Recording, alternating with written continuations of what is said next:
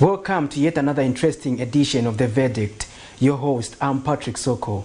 Today on the program, we are discussing combating political violence ahead of the polls. And my guest on the program is coming from the Violence-Free Election World Youth Organization, and he's the president of the same organization, and that is none other than Mr. Robert CHANSA. Welcome to the program. Thank you very much, Mr. Soko. It's our pleasure to be hosted here. We really thank you. Now, political violence is something that has been affecting the nation for some time, and it has been topical during elections. And this year's election is no exception. Various stakeholders have been narrating issues to do with political violence and how it can be combated. And just to get to the nitty-gritties of the program, we will discuss a number of issues and how it can be combated with this organization that is into it, and they want to contribute just like other organizations are doing in terms of trying to address this issue of political violence, which is also part of our electoral system. We cannot hold elections without talking about issues of political violence. Though in Zambia, incidents haven't been severe as compared to other countries, but violence, no matter its form, has to be combated. First of all, Mr. Robert CHANSA, we just want to understand Violence-Free Election World Youth Organization. Your organization actually speaks to issues of violence, and want to find out what is this organization all about and what is your mandate? Thank you very much, Mr. Soko. Violence-Free Election World Youth Organization, it was formed on 20th September 2019 under the NGOs Act, Ministry of Community Development and Social Welfare. It is a non-partisan organization formed to advocate for peaceful elections, to champion and promote the fundamental basic rights of democracy, and also to educate, sensitize our fellow youths out there in the communities that violence delays development. Violence brings tribalism, segregation, and hate amongst ourselves. Where there is violence, the country can't move forward into prosperity, because there will be no unity, no cooperation, no love, no respect towards one another. What are we talking about when we talk about respect? Respect, it's where we have our leaders out there failing to dialogue for one purpose of unity, which is for the best interest of our great nation Zambia. Where our leaders out there are failing to engage themselves in national issues for the development of our country. Where our leaders out there are failing to heed to each other's advice in order for our country to move forward. It is also a mouthpiece to speak about the challenges, those which we, the youths, are facing in the communities, and to find solutions. Take those solutions to the mandatory relevant leaders who are supposed to work for the best interest of the communities. Our main objectives is to sensitize, educate our fellow youths out there in the communities to refuse to be used as tools or weapons of violence, but to demand to be used as means for sustainable development. The organization is also there to educate everyone in the communities to desist from engaging themselves into illicit activities, those that corrupts our minds and bars us to contribute to national issues such as abuse of alcohol, drug taking, prostitution, because where these vices are so rampant amongst ourselves, we youths, we tend to lose focus. We lose the election and we become irresponsible citizens. We are also there to sensitize everyone to remain and be united before and after elections in order for our country to move forward. Our main goal is to negotiate with every government of the day to see to it that the majority of the youths are empowered in the competent sector they are good at. Now, we also want to understand what are some of the practical interventions is your organization putting in place to ensure that you equally make a mark ahead of this year's general elections? Thank you very much, Mr. Soko. The practical lead that the organization is doing, just after we formed the organization, we decided to write to all political players that we should work in hand to make sure that we promote the peace of our country, and we make sure that the country continue existing in unity and in love. So we wrote to all political players, and in fact we came up even with the mechanism to demand the political players to assist us with youths from different political parties who will be peaceful ambassadors to help up working with the organization. So we came up with youths from different political parties. There are youths whom we identified from the PF and the UPND and many other political parties, so that they can participate while we are sensitizing the communities about these dangers of violence. Now, as we get into it now, we just want to also get your perspective. What are some of the major root causes of political violence? We don't want to talk about violence in general, sure, but we talk about politically motivated violence. What are the major root causes based on your understanding as an organization? As an organization, we've come to do our research, and we've come to find out that first, before I get into deep, I think let's try to define what political violence is. What is political violence? Political violence, it is unlawful attacking of one another by political players in the interest of having power, using offensive weapons.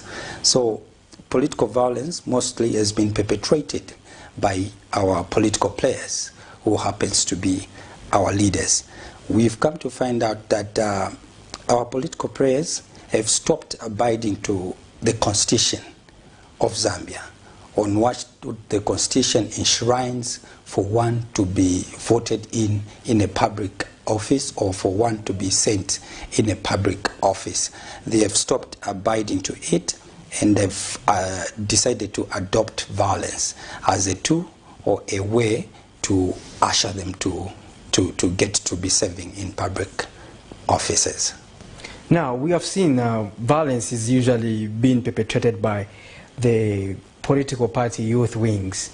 But how can we discourage that vice and make sure that youths or young people are better utilized for the betterment of the country's development, or for the betterment of our society? How can we change that narrative? Thank you very much. The first thing that we have to do as a country is to look in the issues of the youths. We try by all means to make sure that we help up with the youths with skills that which can help them in life, that which can make them to be sustainable in terms of sustaining their lives. If we try to help up the youths, then we get also to make them understand that they are the leaders, not only for tomorrow, but also for today, because we need to work today in order to protect tomorrow. We need to work today so that we preserve tomorrow. The first thing is, let's try to empower the youths into empowerment schemes. Those who are in businesses, let's make sure that they are supported at a higher percentage. Those who have got talent, we should make sure as a country that we uplift them and support them in their talents, so that they should find something to do. When we, the youths, get busy with other things to do, I don't think we are going to subject ourselves to be conduits of violence. In other words, are you saying youth unemployment is a major driver to this violence we are witnessing as a country? Yes, as an organization, we've done our research due to how we've been going in communities. We've come to understand that a lot of youths have given us answers of saying at the moment we we don't have what to do, and at the end of the day, we need also to sustain our lives.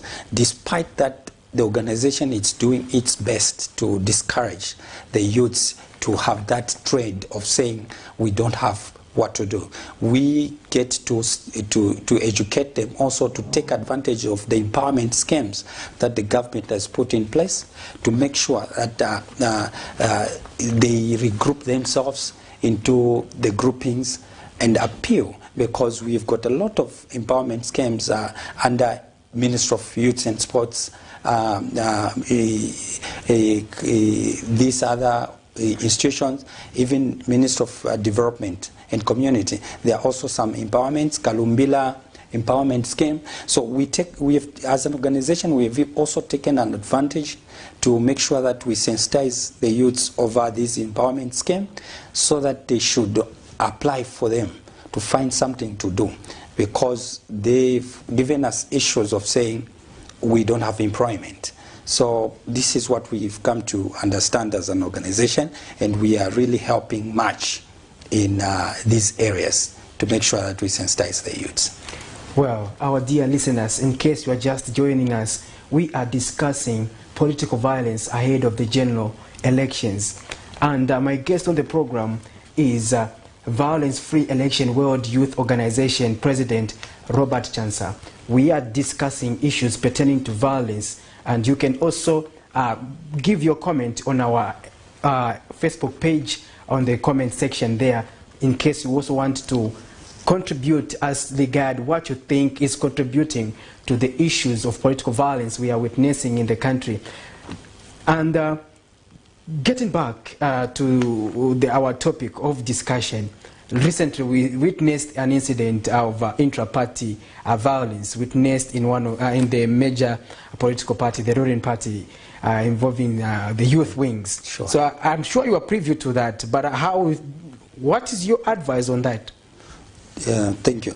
As an organization, we have tried so much to make sure that we engage even the political party of the Patriotic Front and the UPND, because we have discovered that most violence that has been escalating in our country have come from our two major political parties. So we've decided to take a step in which we are engaging the UPND, the PF, so that we make sure that we avoid getting ourselves into these violent acts, because at the end of the day, they can take us to civil strife.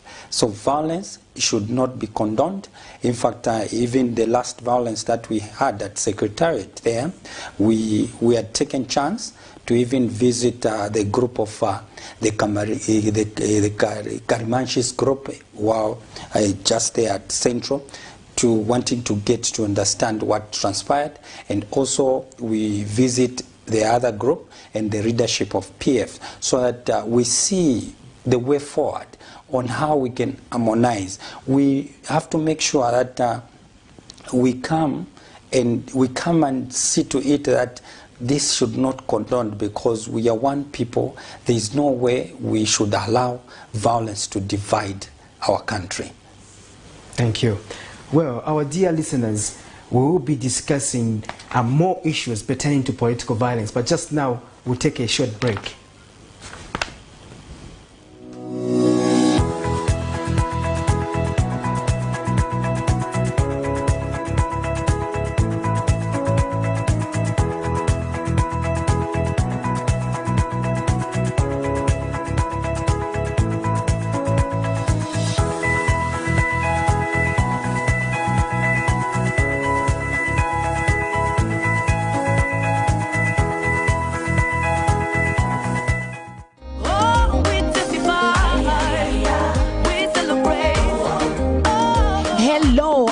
Lukalu, all the way from South Africa. You are watching Camnet channel, not just another channel. God bless you. Stay tuned. We celebrate.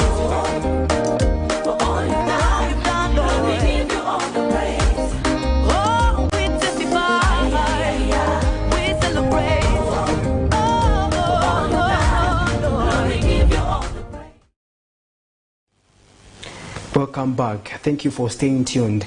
Just a reminder of what we are talking about. We are discussing political violence ahead of the general elections and how it can be combated. And my guest on the program is Mr. Robert CHANSA, the president for Violence-Free Election World Organization. Now, Mr. CHANSA, we also want to get your perspective on how do you think the police should conduct themselves to ensure that this political violence is effectively dealt with? Yes, as an organization, we have also realized that the police, they are our major stakeholder to make sure that violence should be combated and violence should end. We are engaging also the police to make sure that they come to the aid of engaging all political players fairly, and they should accommodate all political players the same space. And if our institution can really engage all political players at the same rate, I think that will also help, because we've got some reluctancy where we have seen a lot of violence that has been instigated by the youths from the PF, which we haven't yet gotten the reaction of bringing these people to make sure that they are brought to book.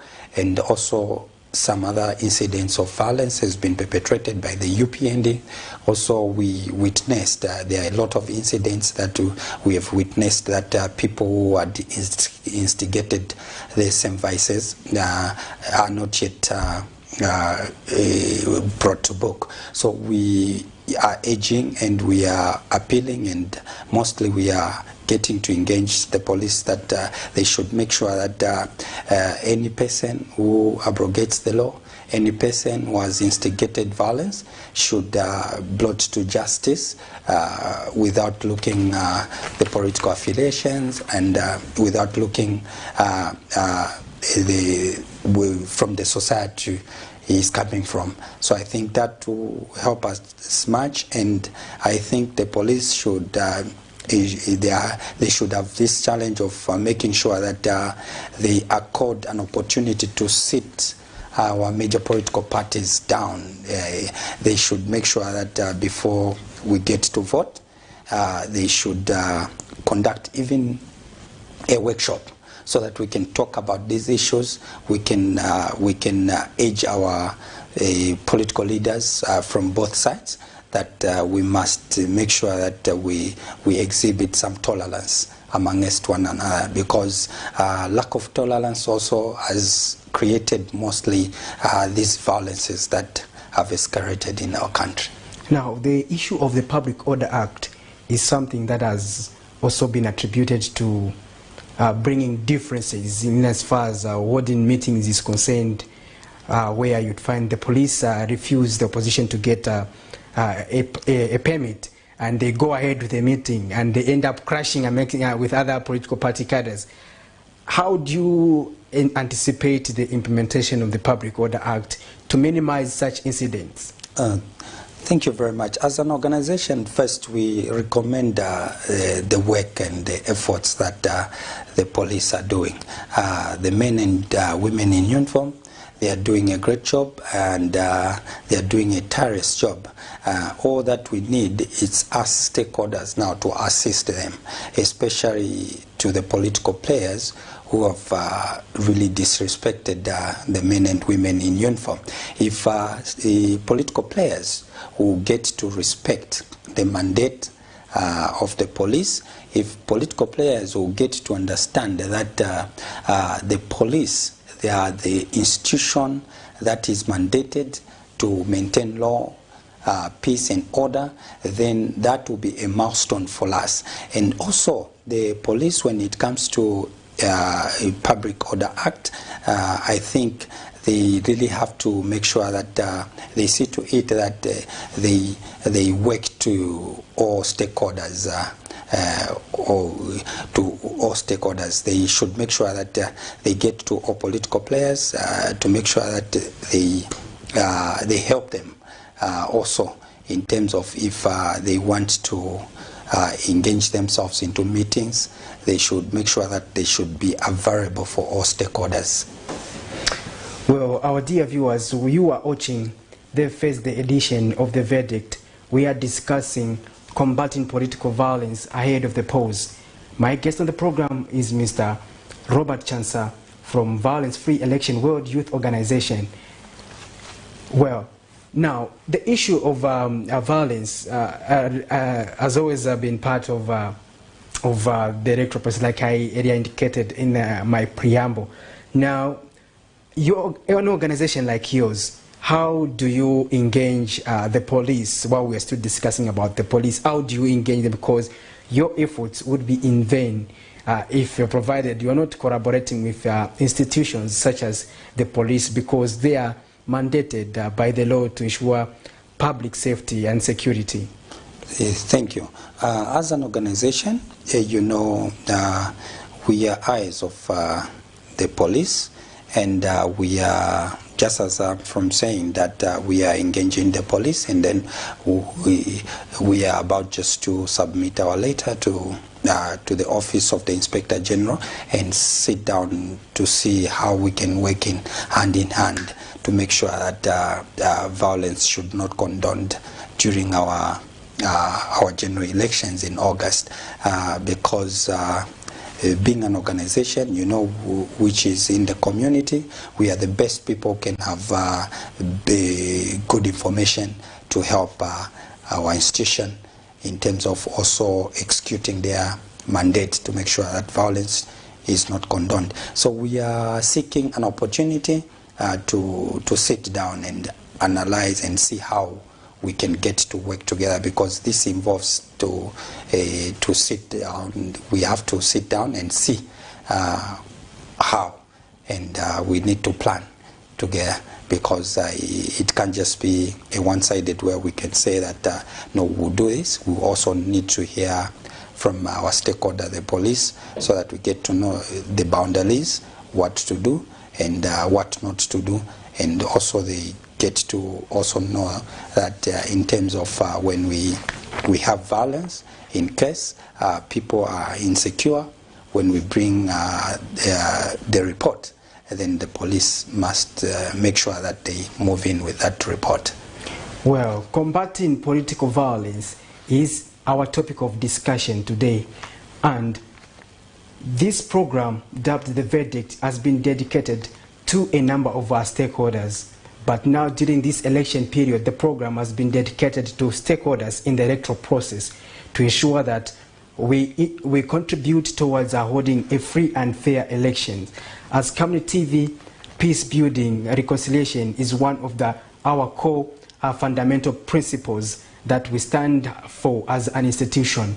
And we'll be talking to a number of stakeholders. We've hosted a number of organizations already on this very platform that have discussed issues pertaining to elections on various aspects of our national governance. We will be bringing more stakeholders to ensure that they equally contribute to this program, so that you, our listeners and viewers out there, are able to make a verdict on what they are able to bring out in as far as contributing towards a free and fair election is concerned. Now, going on with the program, I also want to find out, Mr. CHANSA, on the aspect of engagements, to what extent do you engage with the media and other civil society organizations to ensure that you do not implement programs in isolation? At the end of the day, there are other organizations that are doing what you are doing. So to avoid the duplication of efforts, what are you doing to ensure that you coordinate with others? In fact, as an organization, we've taken an advantage of media, because we as an organization, we understand that the media play a major role for our country. They can't be success, they can't be development without the media.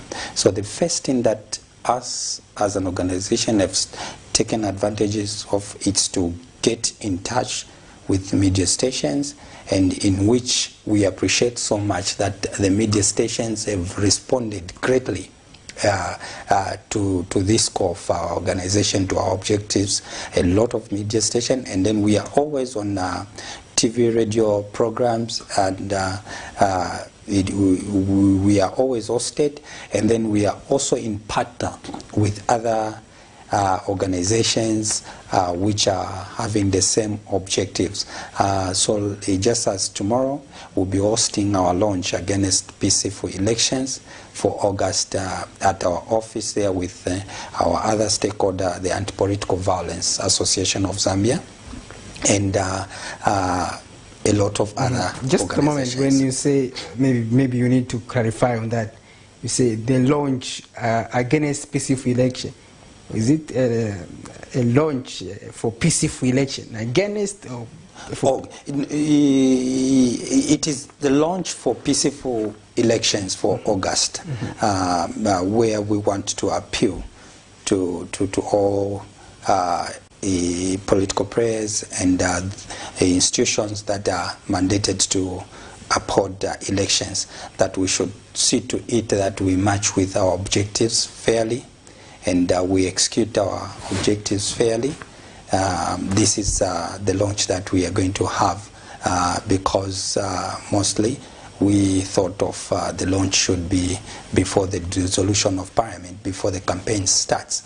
So this is why we designed that we should have it tomorrow. It's a launch for peaceful elections, to have peaceful elections in August. Kindly bring us up to speed with your presence in the country. Is the organization having a national presence, or how are you working towards that?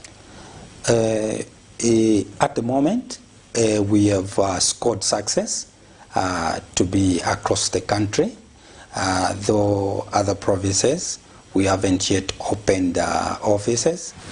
We happened to have an advantage of the media. Just as we are saying that you, the media station, you are really doing a great job in terms of helping us to reach out to the communities. So those the provinces that we don't have offices, we have been there on radio stations. This is how we have reached out to other provinces. So right now we've just opened up offices in Eastern and Copperbelt and Solwezi, Northwestern. So we are looking forward to make sure that we be across the country. Well, our dear listeners, in case you're just joining us, we are discussing combating political violence ahead of the polls, and that is, as we already know, Zambia will be going to the polls on August 12th to elect its leaders post the 12th, where we will determine which political party will form government, whether the PF government will continue, whether another government that is in the opposition will proceed, will try to take over. But that is a verdict that is going to be made by the voters, in terms of which political parties you are supporting. And this year's election is actually unique. We have seen a number of new entrants in the race, new people who are going to be appearing on the ballot for the first time. And at the moment, we are at the stage where various political parties are actually depositing their nomination fees they are paying to ECZ. And at the moment, we've covered a number of them, and a number of them are still going to be paying. Then we'll determine which political parties are actually going to be on the ballot, and that's as far as at presidential level. So that tells you to say we are almost getting there. Soon, Parliament will be dissolved. The campaign mood will be in full swing. So now, Mr. Chansa, now, do you have any word of advice to especially the presidents of these political parties who have the sole responsibility to ensure that their members conduct themselves peacefully, to ensure that the elections are held violence-free? Yes, as an organization which is championing peace in our country, the first request will go to our Republican President, Mr. Edgar Chagwa Lungu, and in fact we've been welcoming a lot of times his remarks. He has come openly to condemn the violence, that we should make sure that we avoid ourselves to engage ourselves into violence. And also the opposition leader, Mr. Kainde Ichilema, we appreciate also for him that he has denounced violence at several times. And as an organization, we would just love to appeal to our presidents, the Republican president and the opposition president, that they should make sure that they also apply stiff measures to the condemnation, where those who got involved, who get to instigate violence across our country, they should make sure that they support and punish those people. If it means to demote people who are serving in political parties, we appeal that our two presidents should make sure that they punish those who instigates violence, even demoting those who are serving in political parties, because if that can be done, it will send a strong signal now to all of us that our leaders are not in support of us to engage ourselves into violence. So we need to punish those who abrogates the law, not only by law side but also by political side, because we are very sure that also the manifestos and the mandate of all political players, they don't condone violence and they don't allow violence. So those who instigate violence should not be left scot-free. They also have to be punished into the positions which they are serving, either to drop them out. What is your expectation when it comes to the Electoral Commission of Zambia in terms of actually tackling the issue of violence? Thank you. We all know that the Electoral Commission, it's an institution that is mandated to conduct elections, and then it has got power to penalize those who are abrogating also the mandates of the electoral conduct. So what our expectation are as an organization, we would love to see the Electoral Commission engaging all stakeholders fairly. We would love to see the Electoral Commission get to not to condone other vices that can make sure that our country elapses into fire, our country is set into fire. If there are other people who will be participating in elections and then they are instigating violence, the Electoral Commission, they are mandated to drop out those people. So we would love to see where the ECZ also take action against perpetrators of violence. So if we can have such, we definitely will have free and fair elections. And also we just want to appeal to the political players that they should get to understand that the Constitution mandates the Zambian people to choose leaders. They should get to understand that the power lies with the Zambian people. Them, what they should do is to stick to issue-based campaigns, desist from tribal remarks, speeches, hate speeches, insulting one another. Our political leaders should make sure that they see to it that they don't move to that angle, because if we have people championing tribal hate speeches, insulting one another, this again it's what also contributes to the division of our country, to the hatred of our country and to the violence that is being instigated. So we want to see that the political players understand that the power lies with the Zambian people out there. Let them understand and let them give chance to the Zambian people to choose whoever they want to represent them in the public office. Well, as we come towards the end of the program, we also want to get your perspective, Mr. CHANSA. What is your expectation in terms of all stakeholders in the electoral process when it comes to actually silencing violence? Yes, as institution fighting against violence, I think what we should do is to see to it that we work hand in hand. And not only institution, but if we can go in the Constitution on Article 10, Cap 1D there, it states that the state organ, institutions, and every citizen shall work towards the promotion of peace and stability. Again, if we go in the Constitution to look at the function of the political parties, on Article 120, Cap 2 there, it states that a political party shall have a national collector. That is A, which means a political party should have a national collector of unity and peace. To make sure that our peace continue, because our national collector, it has been a collector of unity and having peaceful elections. And then when we go down there, it also states that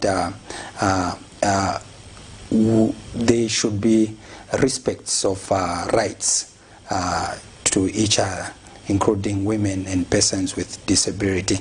So we expect the political players to make sure that they uphold to the Constitution, and they should make sure that they abide to the Constitution in terms of them being ushered into offices. Then as organizations, let's come to work together, and then we are also calling upon international stakeholders and those who supports such organization like ours in terms of resources, that they can come through and help us so that we achieve the score of uniting this country towards our general elections. Thank you very much, Mr. CHANSA, for your remarks, and we would like to thank you for finding time to be part of the program. We really, as an organization, we really appreciate so much for this privilege, and our appeal also to the general public and everyone. We are calling upon all institutions to support our journalists and the media stations. Let's understand that our media stations are what are helping us to score success in the country. Without you, the media station, we can't score success. So let's get to protect our journalists, let's get to protect our media stations so that we score success. Thank you very much for your remarks, Mr. CHANSA, once again. Well, our dear listeners and viewers, we have come to the end of the program. We are glad that you could find time to watch the proceedings wherever you could have been. Ours is a platform for everyone to ensure that we produce a violence-free election, ensure that we give a platform for political party candidates to sell themselves and sell their party manifestos so that the people out there are able to make a verdict. Until next time, as we come with another interesting edition of The Verdict, your host, I've been Patrick Soko, and I've been hosting Mr. Robert CHANSA from the Violence Free Election World Youth Organization. Stay tuned, and remember, Camry TV is not just another channel.